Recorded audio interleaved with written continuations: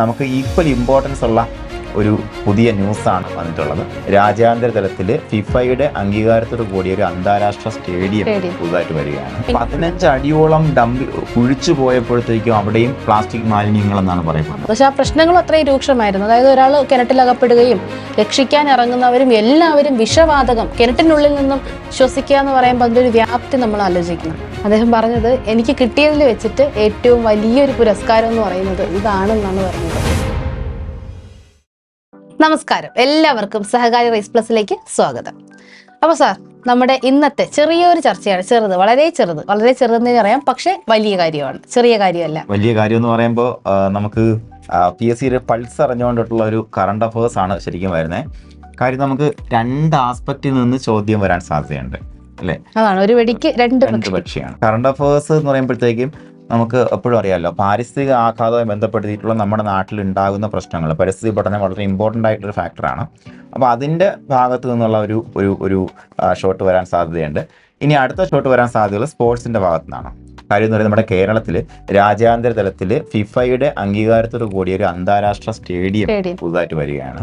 അപ്പോൾ അങ്ങനെ 2 സ്ഥലത്തു നിന്നുള്ള ഒരു മാലിന്യത്തിന്റെ അല്ലെങ്കിൽ ഈ പറഞ്ഞ പരിസ്ഥിതിയുടെ ഭാഗത്തു നിന്നാണെന്നുണ്ടെങ്കിലും സ്പോർട്സുമായിട്ട് ബന്ധപ്പെടുത്തിയാണ് നമുക്ക് ഈക്വൽ ഇമ്പോർട്ടൻസ് ഉള്ള ഒരു പുതിയ ന്യൂസാണ് വന്നിട്ടുള്ളത്.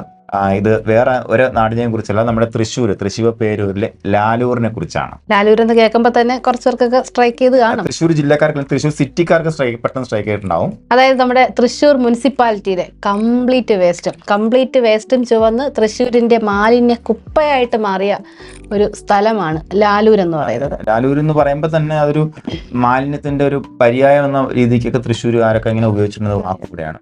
ജനസാന്ദ്രത അവിടെ ആളുകൾ വളരെ കുറവായിരുന്നു. അപ്പൊ അതുകൊണ്ട് അവരങ്ങനെ സെലക്ട് ചെയ്തൊരു സ്ഥലമാണ് അവർക്ക് വേസ്റ്റ് ഇടാനായിട്ട്. പിന്നീട് അതൊരു പ്രശ്നമായിട്ട് മാറി, നമ്മുടെ വിളപ്പിശാല പോലെയൊക്കെ. പക്ഷെ വിളപ്പിശാലയൊക്കെ വളരെ രൂക്ഷമാണല്ലേ മിസ്സേ? കാരണം നമുക്കിപ്പോ ഇന്നത്തെ ഒരു വാർത്ത നിങ്ങൾ കണ്ടത് മനസ്സിലാക്കാൻ പറ്റും അതിന്റെ ഒരു ഗ്രാവിറ്റി എത്രത്തോളം ആയിരുന്നുള്ള കാര്യത്തിൽ. അപ്പൊ ഇതുമായിട്ട് ബന്ധപ്പെടുത്തി വരുന്ന ചോദ്യങ്ങളാണ്. ഇനി അടുത്ത ആസ്പെക്ട് എന്ന് പറയുമ്പോഴത്തേക്കും നമുക്ക് ഇപ്പോൾ നിലവിൽ അവിടെ 14 ഏക്കറിൽ ലാലൂരിൽ ഈ പറഞ്ഞ വേസ്റ്റ് ഡംപ് ചെയ്യുന്ന 14 ഏക്കറിൽ നമ്മുടെ രാജ്യാന്തര തലത്തിലുള്ള ഒരു സ്റ്റേഡിയം ഒരുങ്ങുകയാണ്. അപ്പൊ അതിന്റെ ഒരു നാൾവഴികളിലൂടെ നമുക്കൊന്ന് കടന്നു വരാം ഈ സംഭവത്തിന്റെ. മീൻസ് നമുക്ക് ഈ പ്രക്ഷോഭം തുടങ്ങുന്നത് എങ്ങനെയാണ് ഇതിലൊരു സമരം ആരംഭിക്കുന്നത് 1988-ലാണ്. 1988 അവരിങ്ങനെ പ്രശ്നങ്ങൾ തുടങ്ങി. അത് 2012 വരെ നീണ്ടു നിന്നു. അപ്പോൾ ശരിക്കും പറഞ്ഞാൽ എൻ്റെ പ്രായമാണ് ആ പ്രശ്നങ്ങൾക്ക്. ഞാൻ 88 ജനിച്ച വ്യക്തിയാണ്. അപ്പോഴത്തേക്കൊന്ന് ആലോചിക്കാം, അത്രയും കാലം ലാലൂരുമായിട്ട് നല്ല ബന്ധമുണ്ട്. എനിക്കൊരു ബന്ധമുണ്ട്. 2012-ലാണ് ഞാൻ SLC പരീക്ഷ എഴുതുന്നത്. അപ്പൊ ഞാനുമായിട്ട് കണക്ഷൻ ഉണ്ട്. അപ്പൊ നമ്മൾക്കും ലാലൂരും തമ്മിൽ നല്ല ബന്ധമുണ്ട്. നമുക്ക് ഇനി രാജ്യാന്തര നിലവാരം. ഞാൻ ജനിച്ച വർഷത്തിൽ ലാലൂരിലെ സമരം തുടങ്ങി. അപ്പൊ സമരം ഉദ്ഘാടനം ചെയ്ത ആരാണ്? ആ ഒരു പ്രക്ഷോഭം ആദ്യം ഉദ്ഘാടനം ചെയ്യുന്നത്, അതായത് ഫസ്റ്റ് പ്രക്ഷോഭം ഉദ്ഘാടനം ചെയ്തത് നമ്മുടെ സുകുമാർ അഴീക്കോടാണ്. ഓക്കെ, അപ്പൊ ആ പേര് നിങ്ങൾ മറന്നു പോകേണ്ട. സുകുമാർ അഴീക്കോട് അല്ലെ, കേരളം കണ്ട ഏറ്റവും മികച്ച വാഗ്മിയായിട്ടുള്ള വ്യക്തിയാണ്. അതുപോലെ നിലപാടുകളുടെ തമ്പുരാൻ എന്നൊക്കെ അറിയപ്പെടുന്ന വ്യക്തിയാണ്. അപ്പൊ അദ്ദേഹമാണ് നമ്മുടെ ലാലൂരിന്റെ സമരം ഉദ്ഘാടനം ചെയ്തത് 1988. അത് 2012 വരെ നീണ്ടു നിന്നു. മനുഷ്യാവകാശ കമ്മീഷനൊക്കെ ഇടപെട്ട് പക്ഷെ ആ പ്രശ്നങ്ങളും അത്രയും രൂക്ഷമായിരുന്നു. അതായത് ഒരാൾ കിണറ്റിലകപ്പെടുകയും രക്ഷിക്കാൻ ഇറങ്ങുന്നവരും എല്ലാവരും വിഷവാതകം കിണറ്റിനുള്ളിൽ നിന്നും ശ്വസിക്കുക എന്ന് പറയുമ്പോൾ അതിന്റെ ഒരു വ്യാപ്തി നമ്മൾ ആലോചിക്കണം. അങ്ങനെയാണ് മനുഷ്യാവകാശ കമ്മീഷൻ ഇടപെടുകയും 2012 ഇനി ഡംപ് ചെയ്യരുത് എന്നൊരു തീരുമാനത്തിലേക്ക് എത്തുന്നു. പിന്നെ ശരിക്കുള്ള വ്യത്യാസം 2019 വരെ പിന്നെ ഡംപിങ് ഉണ്ടായിരുന്നില്ലല്ലേ? ഇല്ല, അതോടെ പൂർണ്ണമായിട്ട് നിർത്തലാക്കി. പിന്നെ നീക്കം ചെയ്യൽ, അതായത് പുതിയ സർക്കാർ വന്നു. സർക്കാരും അതുപോലെ തൃശ്ശൂർ നഗരസഭയും കൂടെ കൈകോർത്തുകൊണ്ടാണ് നമ്മുടെ ഈ ഒരു രാജ്യാന്തര നിലവാരത്തിലുള്ള സ്റ്റേഡിയം എന്ന നിലയിലേക്ക് ഈ കാര്യങ്ങൾ കൊണ്ടുപോകുന്നത്. തുടക്കത്തിലെ എഫേർട്ടുകൾ എന്ന് പറയുമ്പോൾ നമുക്കറിയാമല്ലോ, മാലിന്യം കംപ്ലീറ്റ് വേസ്റ്റ് ആണ്. അതിന് ഫുള്ള് നീക്കം ചെയ്ത് കഴിഞ്ഞാൽ നമുക്ക് അപ്പർ ഗ്രൗണ്ട് ഓക്കെയാണ്. പിന്നെ നമ്മൾ സ്റ്റേഡിയം നിർമ്മിക്കുമ്പോൾ ഇൻ ഡെപ്ത് പോകുമ്പോൾ പിന്നെയും വേസ്റ്റ്. മണ്ണല്ല, മണ്ണിൽ കൂടുതലും വേസ്റ്റ് തന്നെയാണ് അവിടെ. 15 അടിയോളം കുഴിച്ചു പോയപ്പോഴത്തേക്കും അവിടെയും പ്ലാസ്റ്റിക് മാലിന്യങ്ങൾ എന്നാണ് പറയുന്നത്. അത്രത്തോളം ടൺ കണക്കിന് മാലിന്യങ്ങൾ നീക്കം ചെയ്യലായിരുന്നു ആദ്യത്തെ ഹിലാരിയസ് ടാസ്ക്. പിന്നെ മറ്റ് പ്രശ്നങ്ങളോ, ഇടയ്ക്കിടയ്ക്ക് തീപിടുത്തം. അത് നമ്മൾ പോയിന്റ് ഔട്ട് ചെയ്യേണ്ട ഒരു കാര്യമാണ്. അവിടെ ഇടയ്ക്കിടയ്ക്ക് തീപിടുത്തം ഉണ്ടാവാറുണ്ട്. ഈ മാലിന്യമൊക്കെ കത്തുക എന്ന് പറയുന്നത്. അതെ, അപ്പൊ അത്തരത്തിലുള്ള വിഷവാതകം ശ്വസിക്കേണ്ട സാഹചര്യം ഒക്കെയാണ് അവിടെ ഉണ്ടായത്. എന്തായാലും 2019 കൂടി ആ മാലിന്യങ്ങൾ നീക്കം ചെയ്യുന്നു. ഇപ്പോ നമ്മുടെ ഏറ്റവും റീസെന്റ് അപ്ഡേറ്റ്സ് എന്താണ് മിസ്സേ നമുക്ക് അതായത് നമുക്ക് നവംബർ 3-ന് അതിന്റെ ഉദ്ഘാടനം കഴിഞ്ഞു ലാലൂർ രാജ്യാന്തര സ്റ്റേഡിയം നമ്മുടെ IM വിജയന്റെ പേരിൽ. അത് പ്രത്യേകം നമ്മുടെ കറുത്ത മുത്ത് IM വിജയന്റെ പേരിലാണ് ലാലൂർ രാജ്യാന്തര സ്റ്റേഡിയം. IM വിജയൻ ഈ ഉദ്ഘാടന സമയത്ത് വന്നിട്ടുള്ള ഒരു കോട്ട്, അദ്ദേഹം പറഞ്ഞ കോട്ട് നിങ്ങൾ പ്രത്യേകം ശ്രദ്ധിക്കുക. അദ്ദേഹം പറഞ്ഞത് എനിക്ക് കിട്ടിയതിൽ വെച്ചിട്ട് ഏറ്റവും വലിയൊരു പുരസ്കാരം എന്ന് പറയുന്നത് ഇതാണെന്നാണ് പറയുന്നത്. അപ്പൊ അദ്ദേഹം നമ്മുടെ മാണിക്യമാണ്. അതെ, തൃശ്ശൂർക്കാരും കൂടെയാണ്.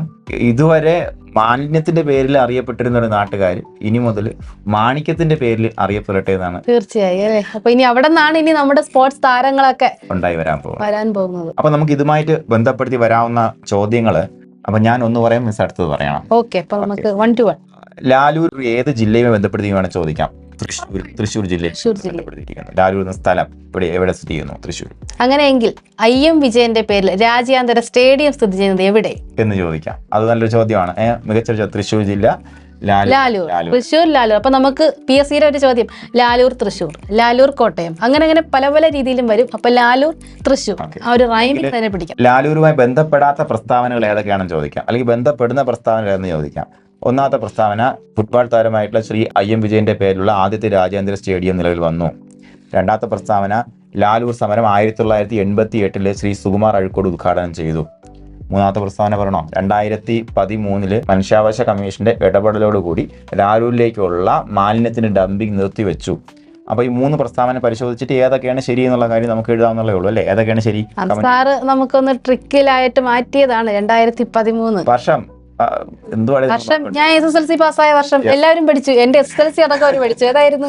2012. അതുപോലെ ഇനിയുള്ള ചോദ്യങ്ങൾ, പ്രധാനപ്പെട്ട ചോദ്യങ്ങൾ അവർ കമന്റ് ചെയ്യട്ടല്ലേ സാർ? ആണ്. ഇനി നിങ്ങൾക്ക് എന്തൊക്കെ തോന്നുന്നുണ്ട് ഇതുമായി ബന്ധപ്പെടുത്തി എന്തൊക്കെ വരാം, അല്ലെങ്കിൽ നമ്മൾ എന്തെങ്കിലും വിട്ടുപോയോ സാർ? വേണ്ട, അവർ പറയട്ടെ. വിട്ടുപോയിട്ടുണ്ടെങ്കിൽ അതും പറയാം. നിങ്ങൾക്കറിയെങ്കിൽ അതും പറയാം. നിങ്ങളെ കമന്റുകൾ കൃത്യമായിട്ട് നിങ്ങൾ രേഖപ്പെടുത്തണം കേട്ടോ. കമന്റ് എന്ന് പറയുമ്പോഴത്തേക്കും നിങ്ങൾ അതിനകത്ത് ഇനിയിപ്പോൾ ഏതെങ്കിലും പ്രോജക്റ്റിനെ കുറിച്ച് വീഡിയോ ചെയ്യണമെന്നുണ്ടെങ്കിലും, കാരണം ഇങ്ങനെ നമ്മൾ രസകരമായിട്ട് പറയുന്ന കണ്ടന്റ് നിങ്ങൾക്ക് പെട്ടെന്ന് ഓർമ്മയിരിക്കും. അപ്പോഴേക്കും കണക്ട് ഒരു ക്ലാസ് കാണുന്നേക്കാൾ കൂടുതൽ നമ്മളിങ്ങനെ സംസാരത്തിനുള്ള ഇടയ്ക്ക് വരുന്ന കാര്യങ്ങളായി നമ്മൾ പെട്ടെന്ന് സ്ട്രൈക്ക് ചെയ്യുന്നത്. പണ്ടൊക്കെ എനിക്ക് എന്തോരം PSC ക്വസ്റ്റ്യൻ അങ്ങനെ കിട്ടിയിട്ടുണ്ടെന്ന് സാർ. കാരണം നമ്മൾ തമാശക്കിടയിൽ പറയുന്ന കാര്യങ്ങളൊക്കെ എനിക്ക് കിട്ടിയിട്ടുണ്ട് പണ്ട് ഞാൻ പരീക്ഷ പഠിക്കുന്ന സമയത്ത്. അപ്പോൾ അതുകൊണ്ട് ഇത്തരത്തിലുള്ള കണ്ടന്റ് ഗുണം ഇതാണ്, നമ്മൾ ചിലവാക്കുന്ന 5 മിനിറ്റ് ആയിരിക്കും, കിട്ടുന്ന ഒരു ചോദ്യമായിരിക്കും. അപ്പോൾ നിങ്ങൾ താഴെ കൃത്യമായിട്ട് കമന്റ് ചെയ്യുക. അതെ, അപ്പോൾ നമുക്ക് കമന്റ് ചെയ്യാം. കമന്റിൽ നിങ്ങൾ എടുക്കേണ്ട കാര്യം എന്ന് പറയുമ്പോൾ ഇനി എന്ത് വേണമെന്ന് നിങ്ങൾ പറയണം കേട്ടോ. അതുപോലെ ഈ ടോപ്പിക്കായി ബന്ധപ്പെട്ട് നിങ്ങൾ 2-3 കീഴിൽ കോസ്റ്റ് ഉണ്ടാക്കിയിട്ടാണ് നോക്കട്ടെ, മിടുക്കന്മാരാണോ നോക്കട്ടെ, അവരെയും ചെക്ക് ചെയ്യാം. ഓക്കെ. അപ്പോൾ നിങ്ങളുടെ ചോദ്യങ്ങൾ എത്രത്തോളം കൂടുന്നു അതിനനുസരിച്ച് കിടിലൻ കണ്ടന്റുമായിട്ട് നമ്മൾ ഇനിയും വരും. അപ്പോൾ എല്ലാ കൂട്ടുകാർക്കും നന്ദി. Thank you.